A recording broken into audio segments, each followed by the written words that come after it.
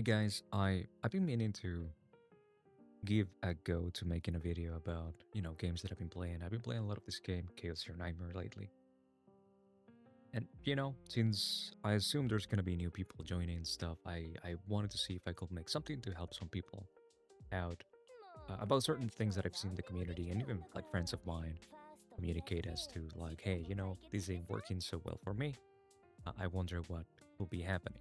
And the main thing is damage, right? There's a lot of people that are complaining or, yeah, just thinking that specific characters they do no damage. And in reality, the main thing that contributes to the amount of damage you can output with a character would end up being a couple of things. The obvious things like the level of your character, the level of your partners. That ends up mattering a lot. Also, the passive on your partner. But one thing that gets overlooked a lot is the potentials, right? The potential is something that the game doesn't really do a great job when it comes to explaining how it works and how you should invest into them.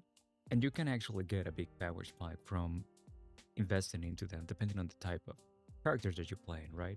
So if you're playing a character that uses a lot of basic cards, you can get 20% more on basic cards, and basic cards ends up being these cards right here, right? The ones at the top. You get 20% more to the shields, to the heals, to the basic damage that they do. And then you have the unique cards, which those are these cards down here. So this actually helps not only the characters that do damage, but also the characters that, provide shields or heals.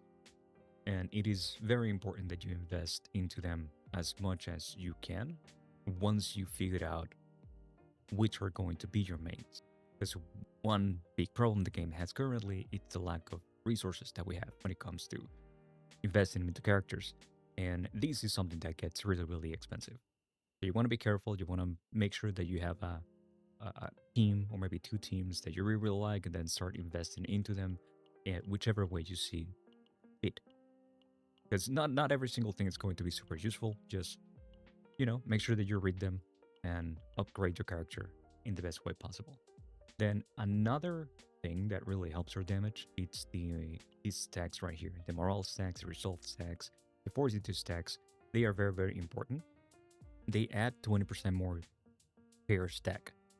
So it is very important that on cards that are upgrades or on cards that have exhaust, you try to get these stacks that you want the most. Because in those cards, you're gonna have one permanent stack throughout the whole fight, as opposed to a card like this one, which, for example, this applies vulnerable 1 to all enemies. This is just one stack, right? There's also another card over here. I think I have one on Nia. See? Save data. We have one right here. For one turn, gain one morale. These can be very useful, but these are more situational as opposed to the other ones that are active throughout the whole fight. So it is very important that you actually try to get those as much as you can, as well as try to get something that benefits your character when it comes to the equipments, because that also ends up adding a lot of damage. Lastly, will be memory fragments. Investing into memory fragments early is not advice, but you should try to take advantage of the two-piece set bonus. It's very important that you try to get at least one, ideally 2 or 3 set bonuses going, because that will give you a decent power spike, as well as try as best as you can to find the desired stats that the characters want. In the case of Yuki, Yuki likes doing a lot of damage, so we go for critical chance. And don't stress too much about getting the perfect equipment from the get-go. This is, it's something that's going to take time, and at the very, very beginning of the game, at the early stages, it's not very recommended that you spend a lot of stamina trying to get them. You will get them organically while playing the game, so try not to stress too much over these. I will say the main things that will give you more power more easily will be potentials, which you can farm, and then also the stat buffs on the cards. So yeah, that's kind of what I wanted to talk about. Hopefully this video is helpful to someone.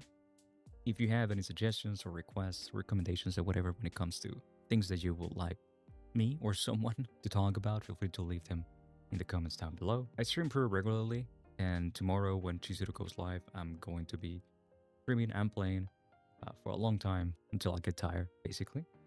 And yeah, again, thank you so much for watching. I hope this was helpful to someone, and I'll see you later, right? Thank you so much. Bye bye.